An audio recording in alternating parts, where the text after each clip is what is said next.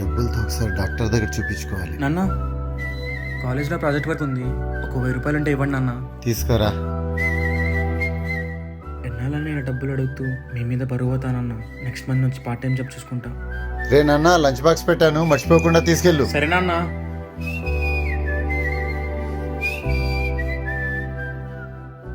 నానేంటి ఏం పెట్టుకోలేదు, ఎంత నీ సాక్రిఫైస్ చేస్తావు నాన్న.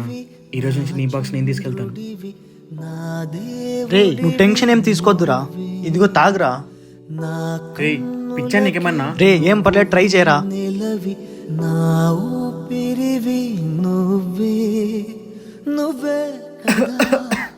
చిన్నప్పుడు నీకు హెల్త్ బాగాలేకపోతే నేను ఆఫీస్ కూడా వెళ్ళేవాడిని కాదురా.